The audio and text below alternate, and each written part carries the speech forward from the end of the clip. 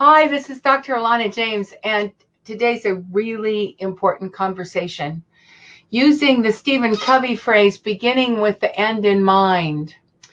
Actually, it's so important when starting a PhD or any other kind of doctoral document, whether it's called a thesis in your part of the world or a dissertation.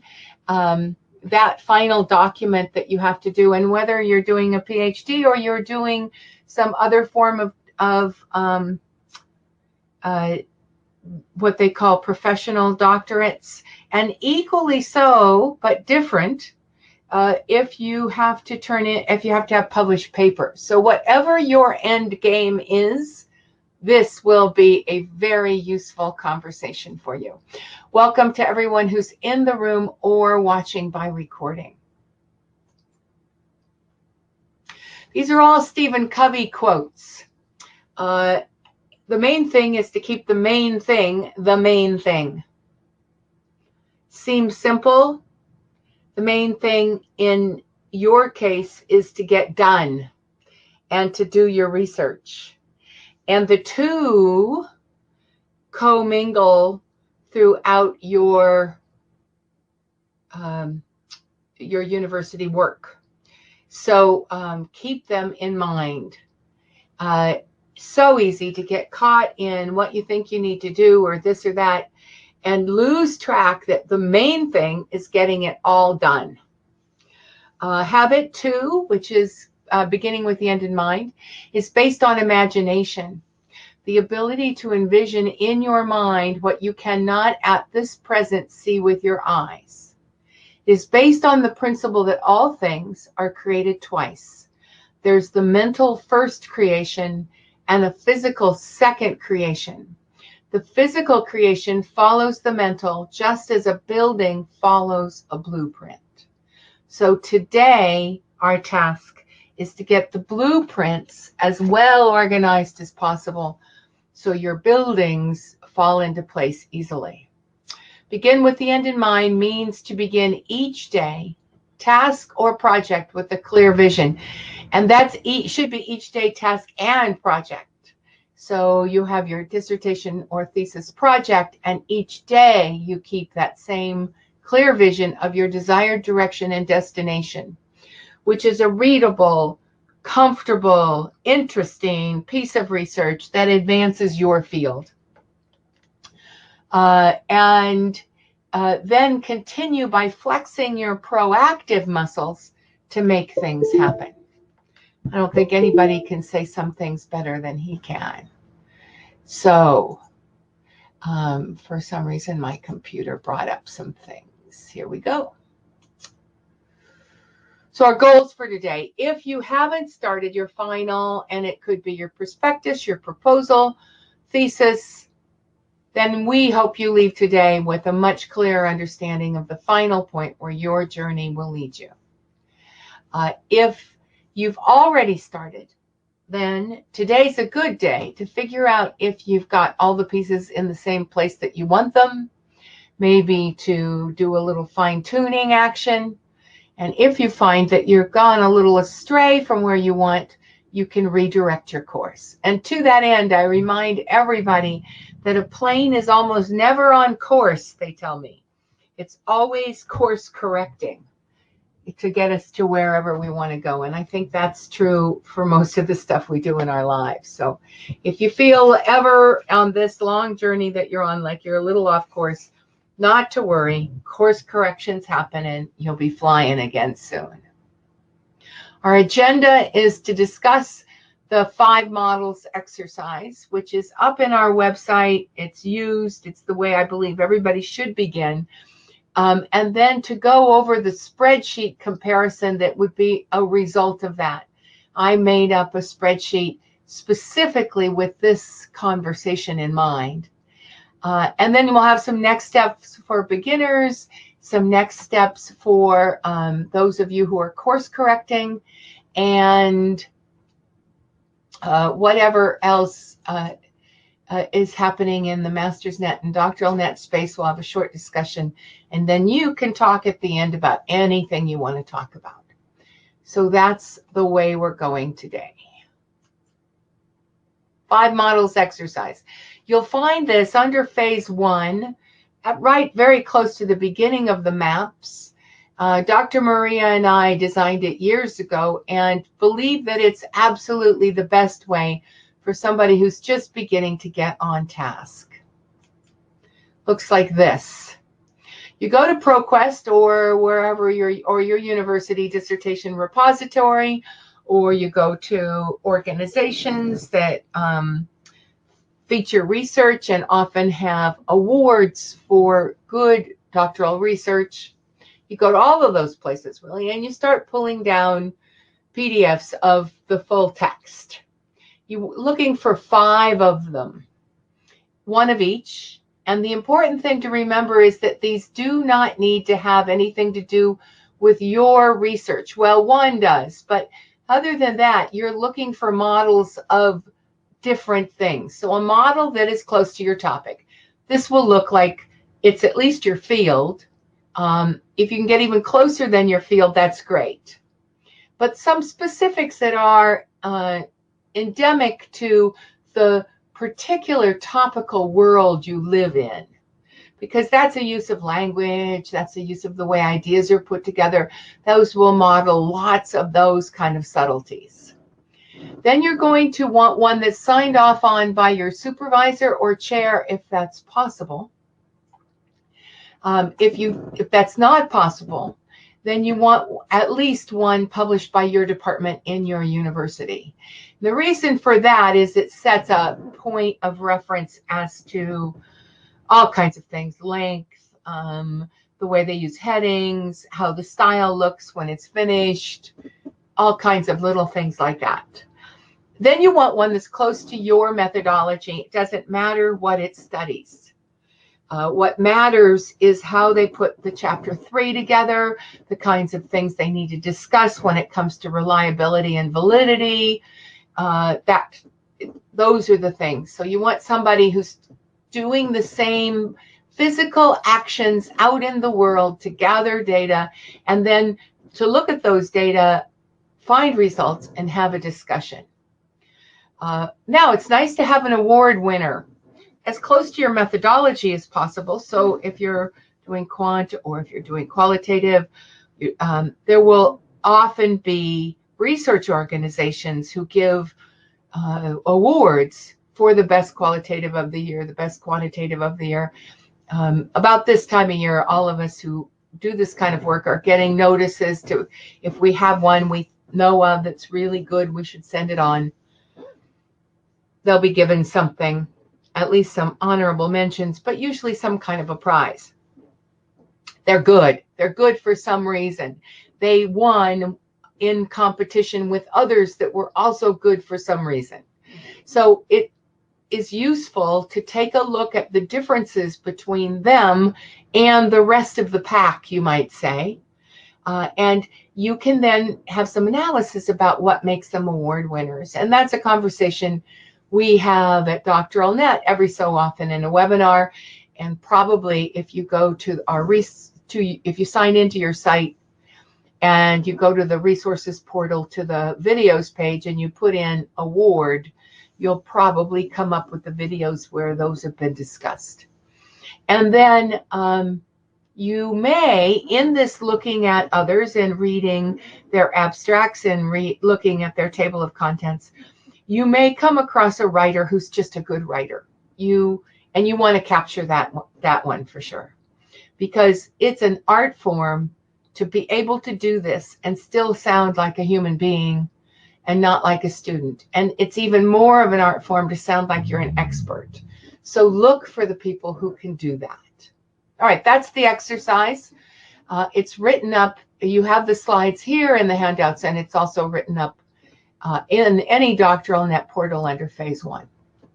Now, we want you to jump open on your screen the spreadsheet. That is the spreadsheet comparison. You got it in, if you're in the room, it's a handout. If you're not in the room, hopefully it'll be up in the room. And I will if you email Alana@doctoralnet.com, I'll make sure you get a copy of it. As we post this webinar in other places, this will be posted underneath it as well. This is a webinar that will soon be on the website. So, okay, open it up. The first thing you're going to do when you open this is you want to look at the columns. Because the columns, what have I done? I picked five very different ones, and I picked them for different reasons than the 5 you will pick. I picked them because I was looking for different parts of the world. I was looking for standards that were qualitative and quantitative. I was looking for different fields of study so that I could have a critical conversation about how those things might influence the way these documents went together. Then, if you look down the column A, you'll see that what I did was I posted the reference and I posted the link in ProQuest Open. So if you want to go see the whole document, you can. I listed the field of study, the premise of the work based upon what the author said in the abstract. You should be able to read an abstract and say, what is this about? Why did this person do this work? And so I took a stab at that. Then I was looking, as I always do as an examiner when I'm examining for universities, I was looking for a few that broke the 5-chapter rules. And I found 2, and they're at the end. So that's my notes on chapter anomalies. And then generally there's 2 ways of looking at methodological considerations. One is the general, is it qualitative data or quantitative data or both? And then the other is through the eyes of the specific methodology they quote.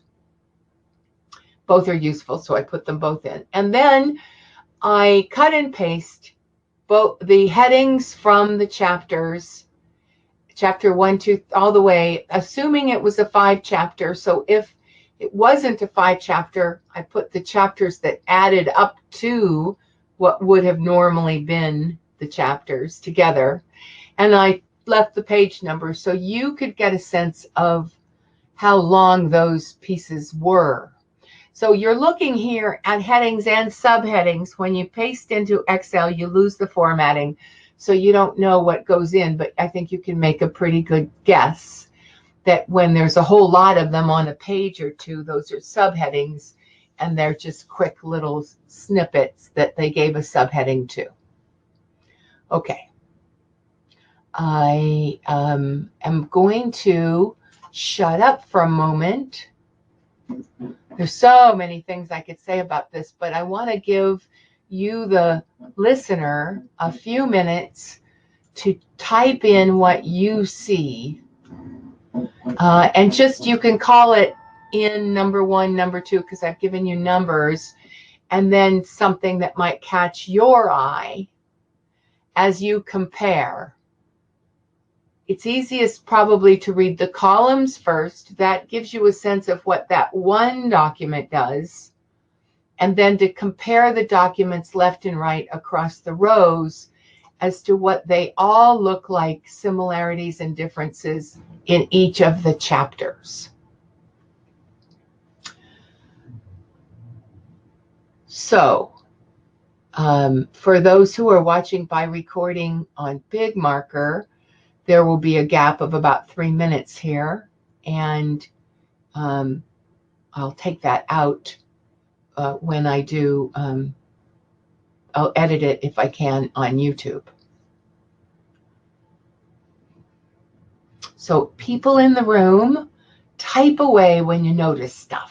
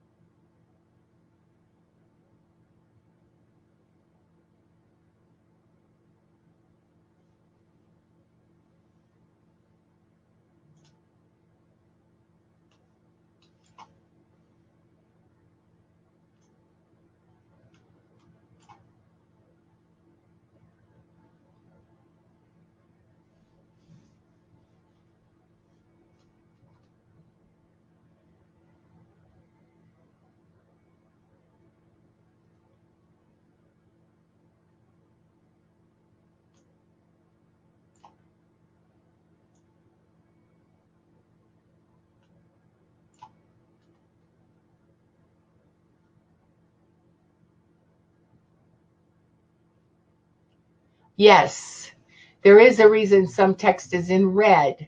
That particular, I think I did it mostly on the second one, did a lot on that particular topic. It was unusual. As I said, Joy, I read these a lot. And when I examine for a university, I spend quite a bit of time looking at the table of contents. I very seldom see that much conversation about limitations, selection bias, validity, reliability, content. This author was particularly robust in that regard. So I thought it was worth pointing out, and the red helped me remember it.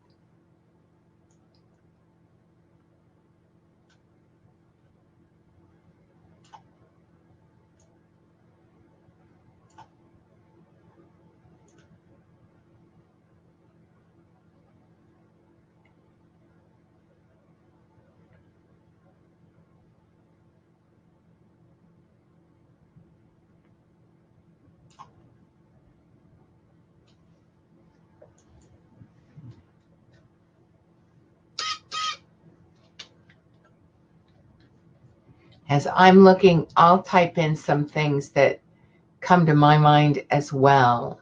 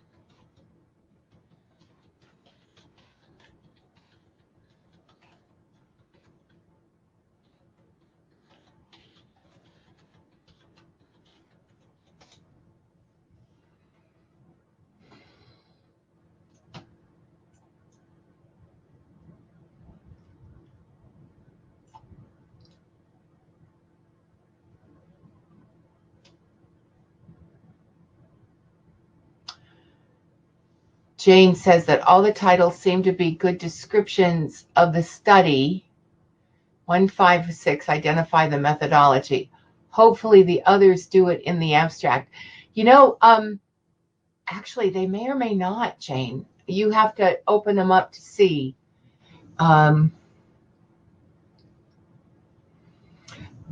It's really interesting to me. We do say, and it is generally thought to be true, that the methodology is the heart of the document. Everything else revolves around it. But whether or not the person writing the dissertation catches that truth and makes enough of it that others can see what they are doing very quickly and very easily is so dependent upon their experience at their university and with their chair. Adrian says that each one seems to be particularly strong in one specific area.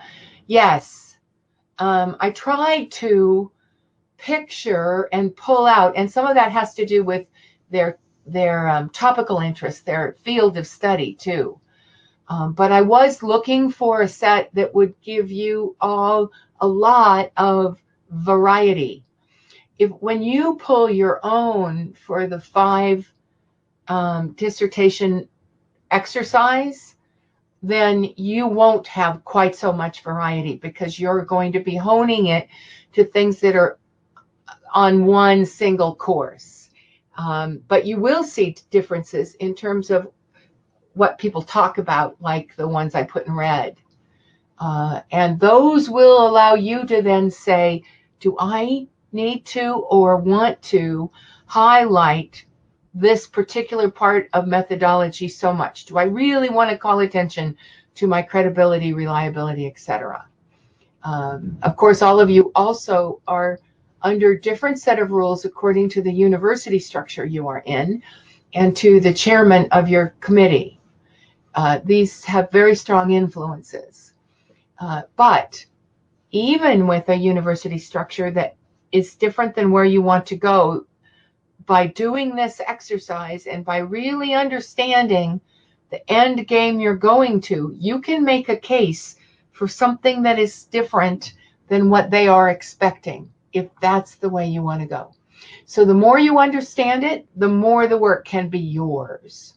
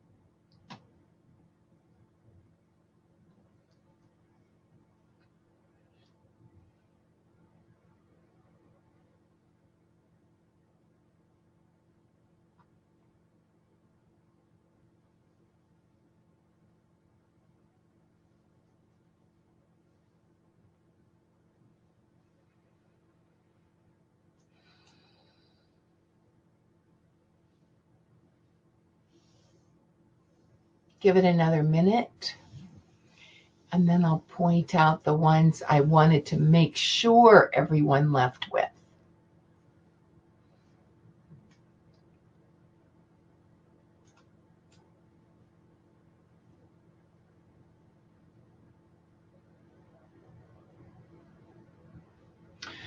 Adrian points out that the first two contextualize their headings for the first introductory chapter to their study. And the rest tend to use very generic ones. And of course, we have the one, which is the one from University at Charlottesville, where there is no chapter 1 at all. I think that's right. Am I right? Is it chapter 1? Yeah, there was no chapter 1. Or it had no headings. I don't even think there was. Oh yeah, 3 pages, just a few little bits of information. And you would see that kind of introduction, no headings, also in dissertations that come from the Pacific Rim, Singapore, etc. It's more common to see it there. And those are the things that drive home the point that where you are in the world largely determines some of the fine points of this work, but the macro points are the same everywhere. What is the purpose of the introduction? Headings or not, the introduction needs to give your reader a view of why you are doing it and what is the significance of the piece. You want to make them want to read your study.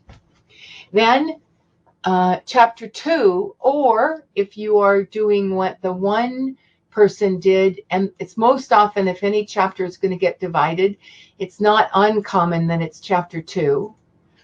And frequently for the reasons that this person divided their chapter into theory and lit. Oh, no, and actually this person divided their methodology into methodology and theory. So that piece of where does your theory go and how much importance does it have in your study can show up in the way you do your chapters. Adrian, that could have influence on you because I know theory is a big one. Am I right about that? That's my memory. So then you're telling your reader in chapter 2 what has gone before that has influenced this work. The important thing there, that everything in your literature is adding up to your study. It's getting your reader prepared for why you're doing the methodology and asking the questions you're asking, and it drops them in to chapter 3 or the methodology, or in this one person's case, chapter 3 and 4, because he separated his research goals and hypothesis away from the theory and the actual methodology. So there's a logic here that is here no matter what they do with these headings, but what they do with these headings sets up a lot about how easy it is to write the piece. So you're going to have to get your reader through your methodology. We're going to have to understand why you're doing it. And then you have all this data, and you have to sort the data in a way that helps your reader understand your outcomes. You can see in this case how they did it. And then you can take your reader then into the discussion, which is what you want them to read. If they don't read anything else, you want them to read your discussion. So we can go there and we can say, how interesting are the headings in the discussion section? Would I want to read it if this was my field? Does it give me enough to make me curious and make me want to come back? And then you'll see the meta-analysis. And the reason I made a comment that I was curious about the relationship between the chair and the student with the meta-analysis. Meta-analysis is a very big piece of work. And this person chose to really write a very unusual thesis, but or dissertation, and put the data work of the meta-analysis, which was huge, into the appendices, keeping the reader in the what it meant rather than letting them get tied up in the how it got done, which I think was an important choice. So let's see what's being said. I like how 2 attempts logically deduce the research questions as a result of reviewing the literature. Yes, the relationship between what you're doing, what you're asking, and your lit is important. Also, the relationship between that and your theoretical base is important. So if by looking at these, I think you can see why, as an examiner, I would spend so much time looking at the table of contents. Because right now, I would look at these and I would go, what would I want to see? What would I really want to look at? And that's the differences between the way this person does it and the rest of the world typically does it in the 5 chapters. And then why? Why was that important to them? How did it work out for them? How does that show up in their results and their findings and their discussion? So the person who highlights validity, reliability, and bias, if at the very least, I would ask that person why it was so important, but it might become obvious when I'm looking at the topic and the other things that go with this. For instance, this is a person in the United States, but doing work about things that happened in Botswana. And that tells me they likely have ties to Botswana, and that might make the bias issue very, heightened it, as well as the limitations, validity, and reliability issues. Interesting, very interesting. I want to also call your attention to the first study, the mixed method bounded case study in the first number 1. I want to call your attention to it because it's drop dead beautiful in terms of letting me as a reader know exactly where everything is and how it's going to proceed. My guess is, and I made a note, it's a bit pedantic in that he's so careful with his subheading, his or her subheadings, but as a reviewer, as an examiner, I would imagine this piece passed very easily because it is so clearly step by step. As a reader, I absolutely know what's going where. Looking at the second one, I had the things I called up in red, and I made the inference that probably it had to do with the fact that he was using data from Botswana. Number 3, I don't have yet. I got very interested in it because it looked like it was a fascinating discussion about how data is used in organizational development. It's a leadership piece, and it looks like it might also draw on some narrative, but it's not available for another few months. So I left it in there, and the next time I use this, I will have looked into it. It might be a very interesting dissertation. Then I went on to the management. I was looking for management, a clear quantitative piece, and also then we did a social science one. That's the meta-analysis that broke a lot of rules because it was a meta-analysis. And then into the engineering, always good to see what the sciences and architecture people are doing and how it may be the same or different. And that's where we see the division of the methodology into one chapter for the goals and the hypothesis and another chapter that's the theory that drives the methodology and data collection. Several of these are dissertations or thesis where a model, where they had a problem they were mulling over in their field of context, and they then developed a model and then tested the model against data, which is a very excellent way to proceed because it's very clear, and it also clearly, if and to the extent that your model is proven to be efficacious, then it advances your field, and that's an easy sell to your committee. And even if it doesn't advance your field, it advances because the model didn't work, and that was the case in one of these. The model was neither better nor worse than the way it was usually done was the outcome.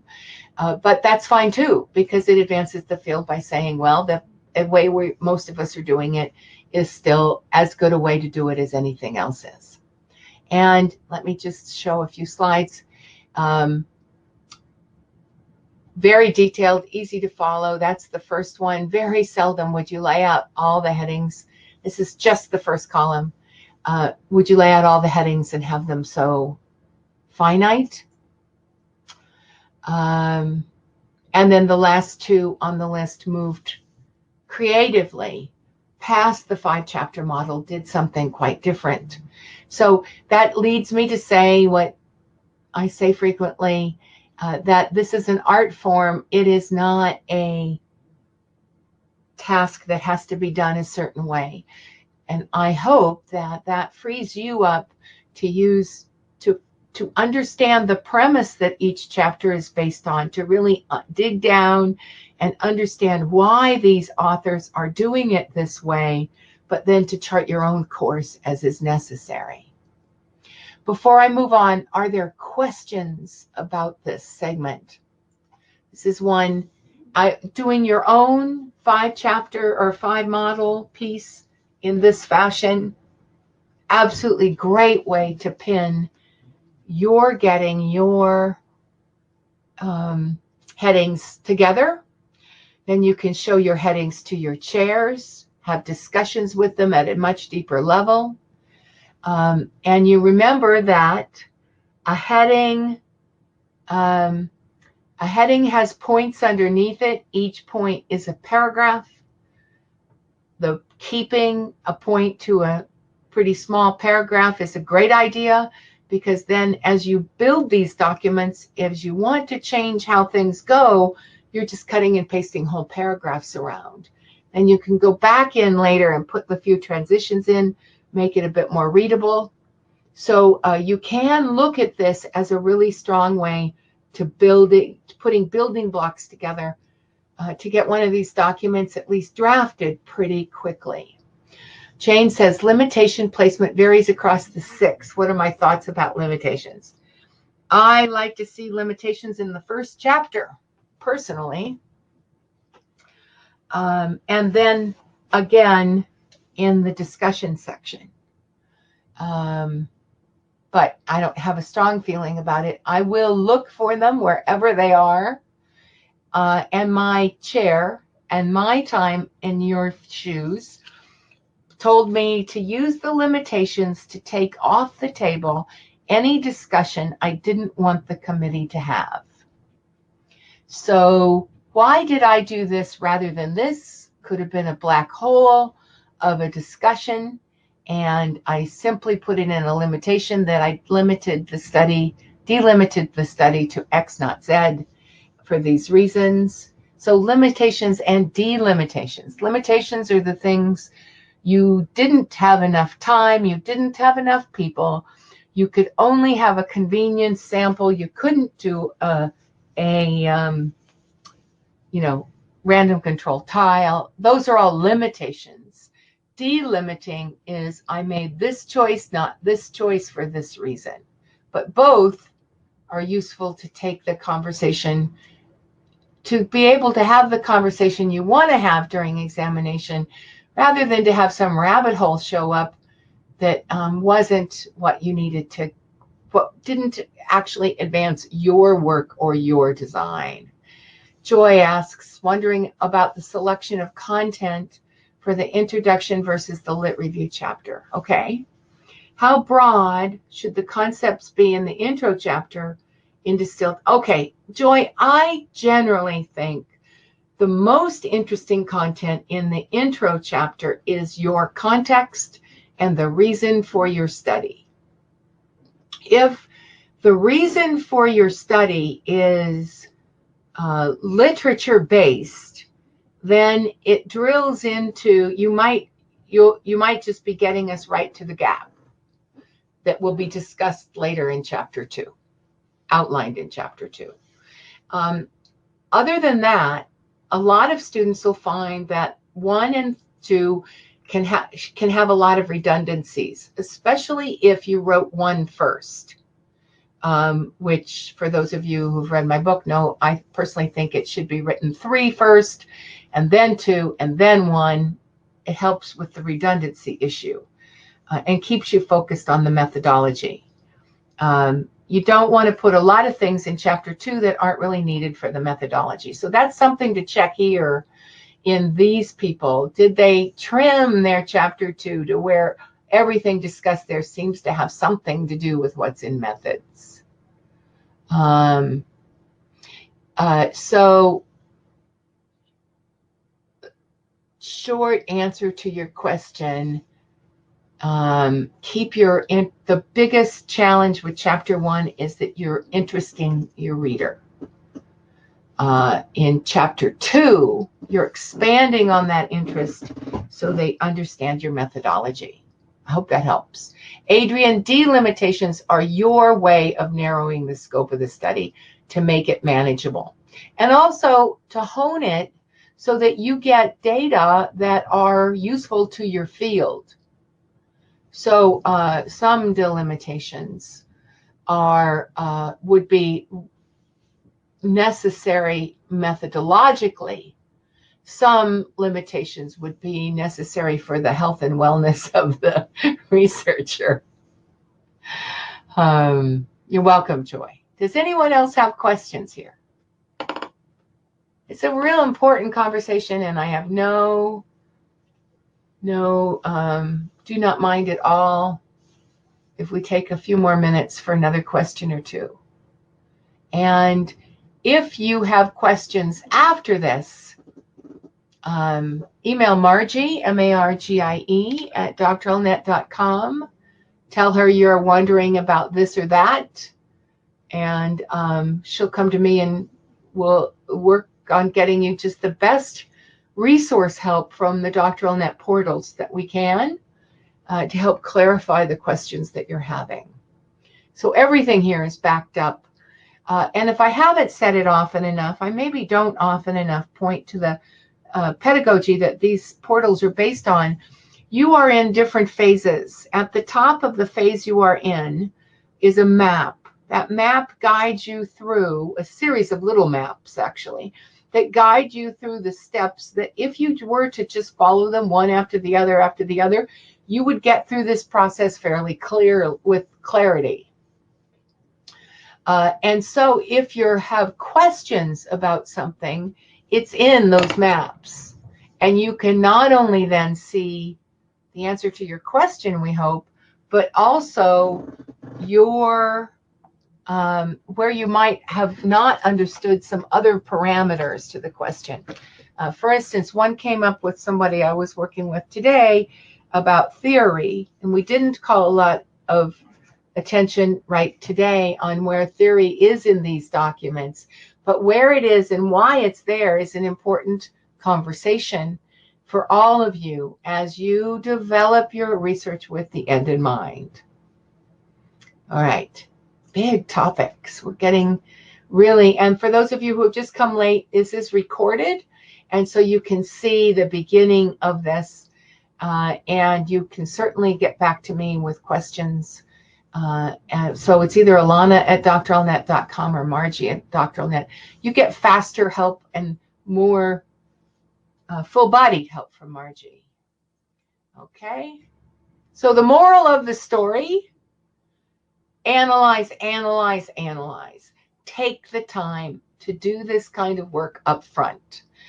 Get a good sense of where you want to go. Way too often, let's face it, who comes to us for coaching? The people who come for coaching are people who are a little lost. And they're a little lost because somewhere along the way, they didn't get this upfront work. Maybe it wasn't required. Maybe their university gave them a set of headings and told them what to do, but not the why to do it. There's a lot of reasons for that.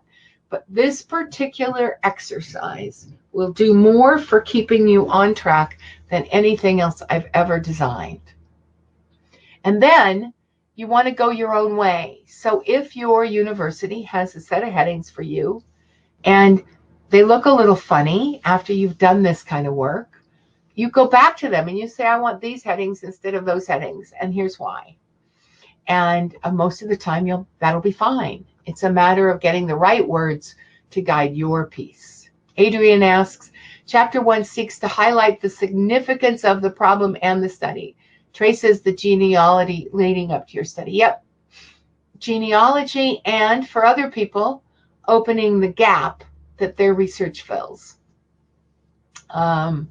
Chapter 3 outlines how you're going to get the work done and how the methodology, how all those things you've talked about so far end with the methodology that you have. Theory can be part of Chapter 2 or 3, depending on its significance in your piece. It could drive the whole theoretical purpose. Your whole literature could be driven by your theoretical premises, or it could drive the way you're doing your methodology. And theory likely is something that you'll get better at after you finish your dissertation than during or before, because it's one of those subtle things that we grow into well as advanced researchers. Okay, so if you're a beginner, here's how I would see you doing it. You're going to pull your own models. You're going to print or sort them in some similar fashion like this spreadsheet. Spreadsheet takes some time, and if you're doing your own, you can just print them out. You decide where you want to go, what you think your heading should be. You list them out. You have a good sense of what you're going to put in those and where you think you're going, and then you compare them to the guidance you may have from your university. Some of you go to universities that lay out the headings for you. Others don't give you any help at all. So wherever you are, you want to show your headings to your committee chair at that point. I think it's a good conversation to have. They can ask you what you're going to put in each one, and you can begin to get from them a sense of what's important to them. And then you negotiate with them and you feel really comfortable that you're going to go the right direction. That's how I think it goes really well most of the time if you're just beginning this process.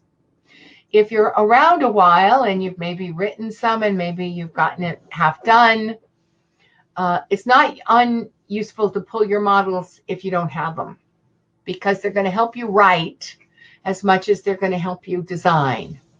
You print them again, you put your writing in the middle of them, and you begin to see the similarities and differences between what you've already got going and what they have done. And you analyze what you like about theirs and what you like about theirs. And if you like some things about theirs that you don't have, now is a great time to figure out how you're going to put it in. A lot of this work at the end game, even for those who may be in Europe and may be retrofitting an entire document at the very end of the game, a lot of it can be done cutting and pasting paragraphs and sections around the place.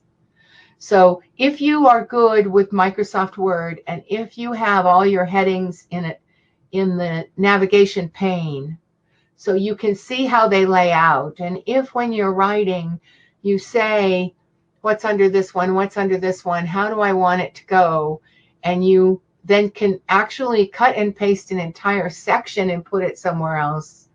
Those are the kinds of things that working with your models do for you later on. They also help you write. Sometimes you really honestly sit down and you don't know how. This is where the methodology one can be priceless. Nobody does chapter 4 well. It's just not ever done.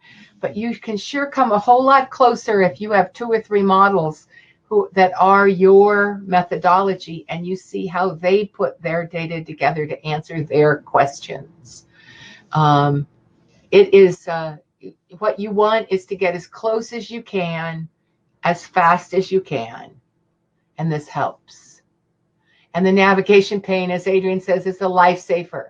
It keeps where you are going in the picture. I never write a book without my navigation pane being open all the time. I never write a journal article of anything of substance. My navigation pane is always open, and I use my headings from beginning to end.